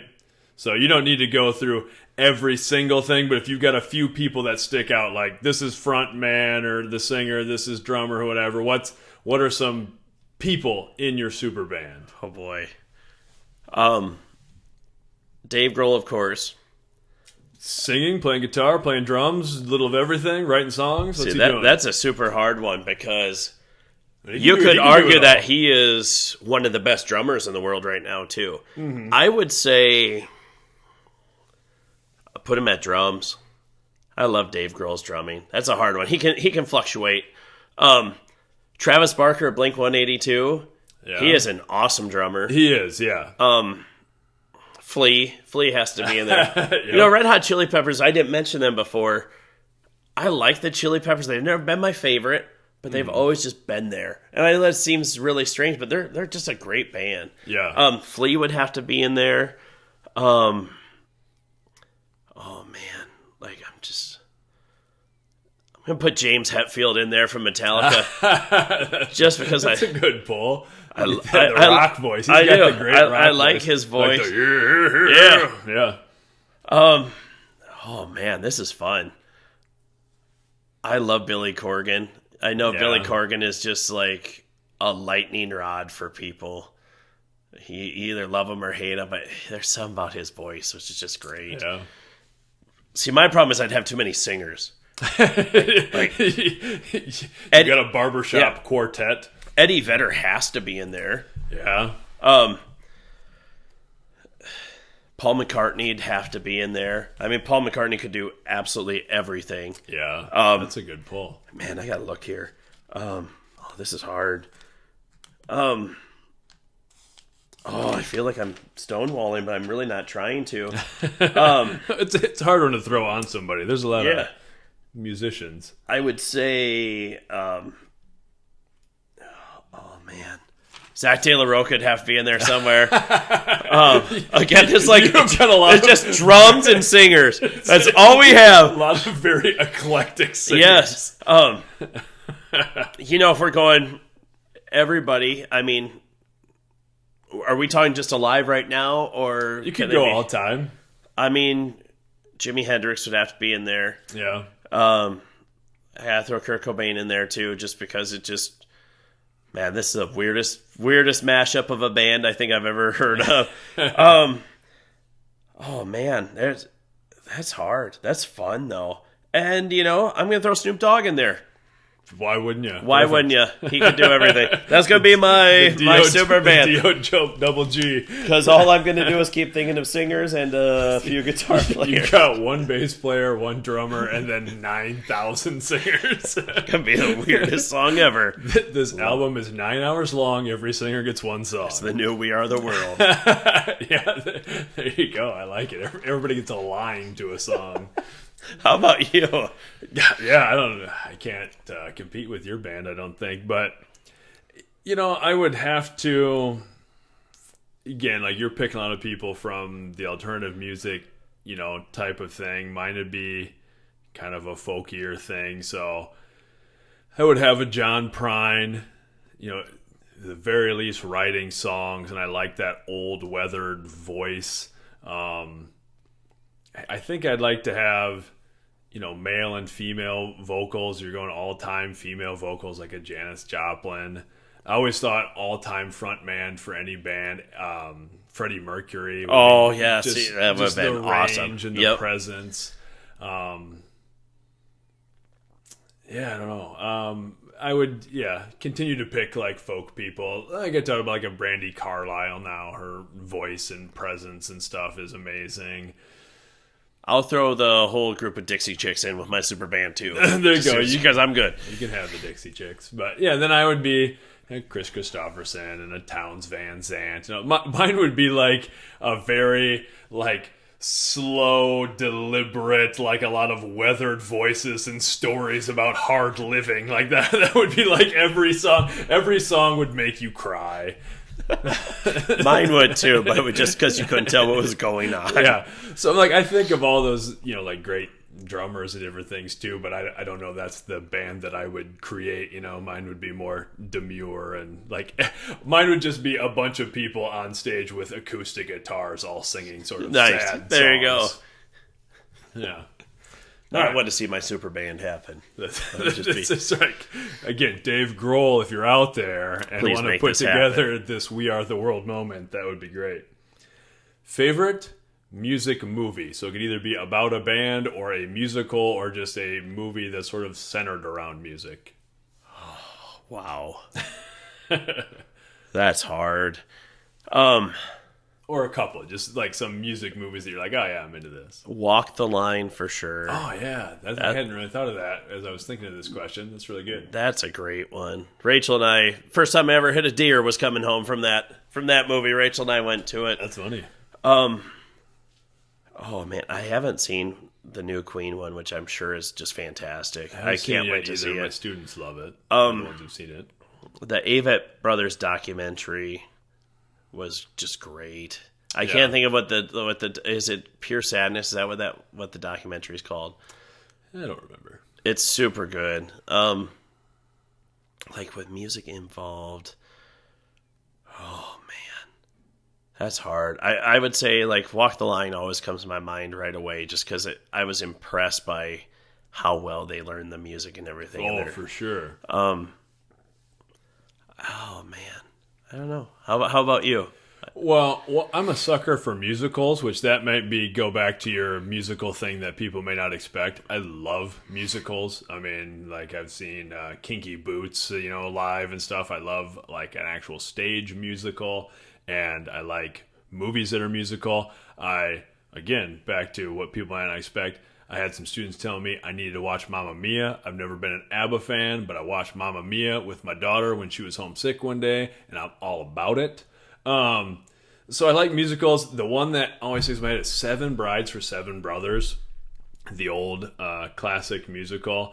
And that was sort of my family movie, my mom's extended family, because my mom is one of 14 kids and we're just used to this large family and these sort of roughneck people, and that's sort of the premise of that movie. And the songs are great, and there's fighting in it, and there's a barn raising that falls down and all the brothers fight everybody else. It's just wonderful. So I love that movie. That's on my all-time list. Things like, I I've never actually sat and watched the whole thing, but watched clips of it on YouTube, like Heartworn. I think it's Heartworn Highways. Is that what it's called? It's a documentary that shows like Guy Clark and Townes Van Zandt, a bunch of those guys back in the day. So those things are cool. Music documentaries are just cool in general. And as you were talking, I was trying to think, one of my favorites, and it's, again, I like them, but it's not like one of my top 15. Metallica's Some Kind of Monster documentary. Yeah, it's a fun documentary. Awesome documentary. Yeah. I would, if that was on TV, I will stop and watch it. It's just so cool watching that band's dynamic at that time, like trying to stay together. There, like I wouldn't purposely seek out old musicals like that, but I remember watching them, and there's something about the Technicolor and stuff with them too is just cool. I like it. I would like life to be that way, where like you could be like, here's the situation. Now we're all singing and dancing together. It just seems wonderful. And I went into it planning not to like it. I really did like The Greatest Showman, and Rain loves that soundtrack. Great soundtrack. My biggest beef is just being a history guy, a little historically inaccurate with the story, but I understand why. Yeah. I mean, it was well done. Yeah. No, like that. I also think of Blues Brothers. I love Blues Brothers. It's one of my favorite musicals, and people might argue that it's not a musical, but I would argue there's more music in it than most musicals. And it's just great. My kids love it. It's the first rated R movie that they watched. I mean, it's rated R for the swearing and stuff, but just great. My cousin Dickie and I dressed up as the Blues Brothers for Halloween back in the day. I mean, so that one is definitely on my list as well. Nice. Okay, next one. They're going to play one song at your funeral. What's the song they play at your funeral? Nirvana's All Apologies. Nice. No, I just love that song. There's something about that song that and the In Utero album version, not the acoustic one. There's something about that song that I just love. That's good. Mine would be The Cape by Guy Clark. Nice. Okay, here, I'm going to just go off of that because I think of this sometimes. It's just maybe a morbid thought to have. You can pick whoever you want. You have to pick a funeral song for someone else that you know. Like, they're dead, you're in charge of playing the song. It's like I think of, like, for my dad, who is not into this sort of music, but I always think, again, I'm just stuck on Guy Clark. Maybe because right before this podcast, I was watching Guy Clark stuff. I was watching music stuff, getting ready. But stuff that works always reminds me of my dad, or like The Randall Knife by Guy Clark reminds me of my dad, even though he wouldn't gravitate towards that type of music. So you got a funeral song for somebody else. I sent you and Johnson a message about this a few weeks ago because I don't know why it just dawned on me. And again, just because I know people would need a little levity. If it was for my dad, it would be 21 Pilots Jumpsuit. Because I sent you guys the link about where it's like jumpsuit, cover me. Because my dad just wears his jumper all the time. Like, I think people would need a good laugh at that. But yeah, and my dad I could just imagine my dad just flicking me off, knowing like, because I'll mention something about my dad's jumpsuit. Then the kids will work with my mom. Then I get a message like, talking about your dad's jumpsuits again, huh? Like, so I could just imagine that, which would make me happy. So if you don't know Jason's dad, or you haven't listened to episode 4, I think it was 4 of this podcast when Jason was on before, and we're talking about our families and things, when he's talking about a jumpsuit, it's not like Jason's dad is walking around dressed as David Lee Roth or anything. Which would be great if he did. Which would be even better with the V-neck, like all the way down to his belly button. But, he wears like a mechanic's, one-piece coverall that, zips up in front. And that's what Jason's dad wears at all times, so far as I can tell. So, yeah, that's really funny, actually. Okay. Doesn't need to be your favorite, but give me a perfect album. Like an album that you're just like, yep, every song, the way they go together, note for note. Oh, man. There's so many good ones. Yeah. I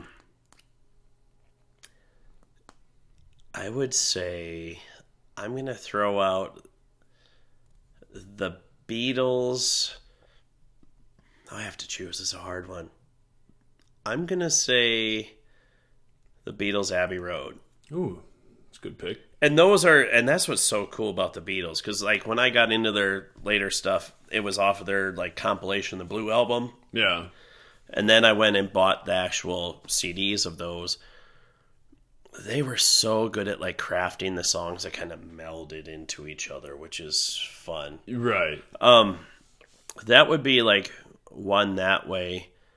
For me, like I've always tried to think of like modern ones that just front to back, like there's just nothing bad. And that is hard. I would say I really love the Melancholy and Infinite Sadness, like double disc. I thought they did a nice job of just solid how it all flowed together. Mm-hmm. How about for you? I'm going to go with Tea for the Tillerman by Cat Stevens. There's not a bad song on that album. They, run together thematically. It's just a beautiful album. That'd be my pick for that. Perfect song. Just one song that you think is perfect. Doesn't even have to be one that you're like, this would be my top few songs, but you're like, yep, note for note. Bohemian Rhapsody. Oh, wow, yeah, that's a good pick. Love that song. About that. That's really good. The one that came to my mind as I wrote the question was Fire and Rain by James Taylor. Nice. Just like that's one of those songs you listen to and like, I don't think you could do that any better. And that's Rachel really likes James Taylor. I'm okay with James Taylor. Yeah. There's something about that song. Most people listen to the lyrics. There's something about on the guitar. I love the bow, bow, bow, bow.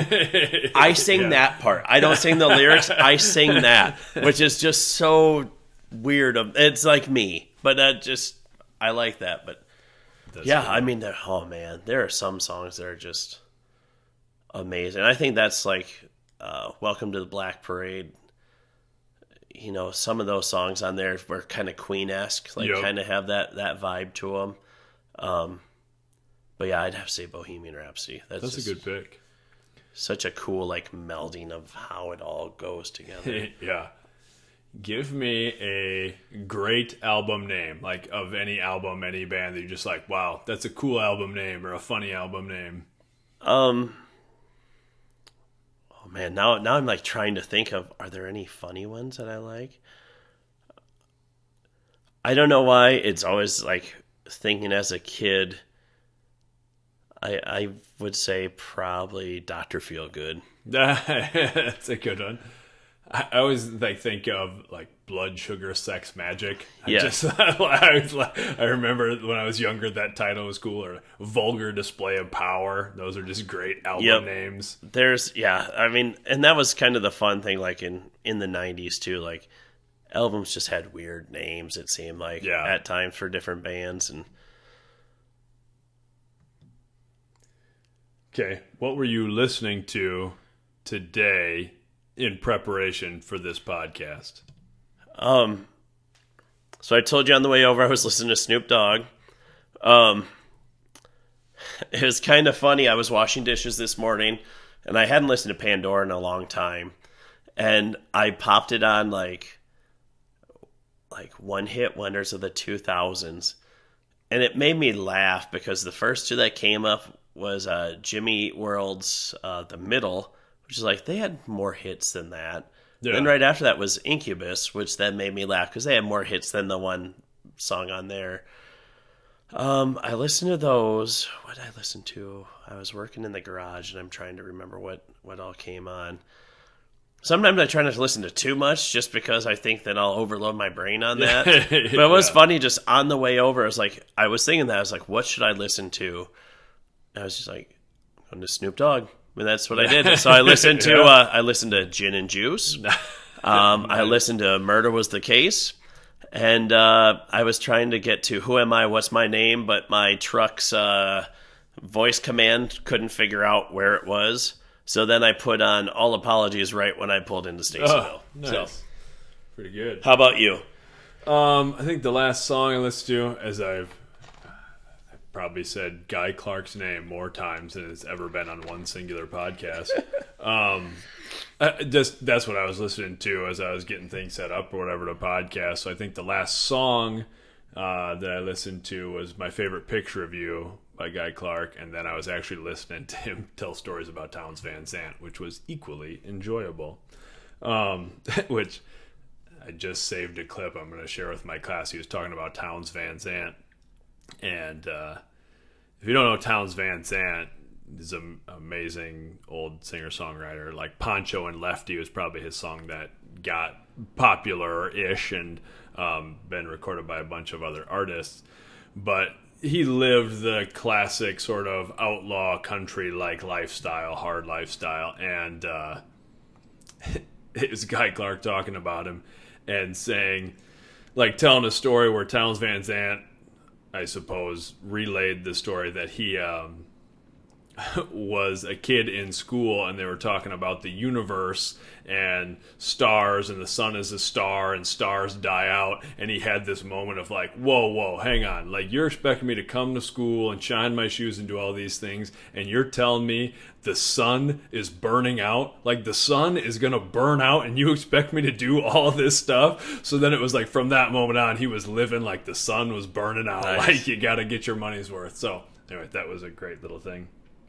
All right, who's been on your radar lately, just in general, that you've been listening to? A lot of churches. It's, I don't know, there's something about that stuff that I like, and I like that Rain really likes it. Oh man, I'm trying to think. I left my phone over there on purpose so I wouldn't be tempted to look at it. Are you talking like new stuff or? No, just what you've been like, hey, this is what I've been listening to of late. I've listened to that a lot. I've been, it seems like I gravitate to Smashing Pumpkins a lot. Oh man, I'm trying to think. Like I'm going blank on what I've been like. I can kind of look at it. I seem to like. I've kind of gravitated to like Linkin Park if I'm I don't know, just feel like I need a little rock. I've hit them a little bit more. Mm-hmm. I love Chester's voice. I think it's just a great voice. It's the latest Blink-182 album with I can't think of the guy's name, but Tom DeLonge's gone, but they have the new guy in there. That album, I kind of like that one because it has a just different feel to it, I guess. Yeah. I don't listen to it a lot, but that one lately it's been kind of popped up on my iTunes, and I've listened to that. I'm trying to think. It's been, those would probably be the main ones. I don't know. I've kind of, like, stuff has come up in class where I've tried to think of it. This week was the Crash Test Dummies came up, which was kind of funny. I'm going to hear the Foo Fighters at some point during the week, no matter what. The other day, the kids and I were going somewhere, and Silverchair song came on, so I kind of threw on a Silverchair album for them, because I always negotiate like the cheapest Sirius XM deal that I can, but I get like the weird like 5-month interval because I'm a cheap person. So they only would play Tomorrow by Silverchair. And then they played one of their songs from their second album, which blew my mind because they only play that one song. Yeah. So then I pulled up some of the other stuff to play for the kids. I mean, that's kind of the fun thing. I try to just mix it up just to see what's... Yeah. And it is funny, like, what you get in the mood for. This week at school, for some reason, I just wanted to listen to Kickstart My Heart. I don't know if it's just because we're at that point of the school year, but that one definitely needed to be on. How about you? Been listening to a lot of like strong women music lately. Like Brandi Carlile mentioned, Jade Bird.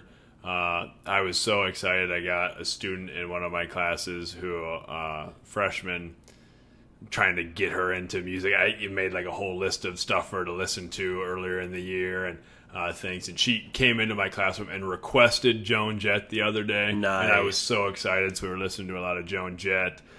Beyond that, a lot of Blaze Foley. That's what I've been kind of playing on the guitar lately, is Clay Pigeons and singing with my kids and playing in class. What else? Todd Snyder's new album came out, and that's the next concert I'm going to, well, in a couple weeks.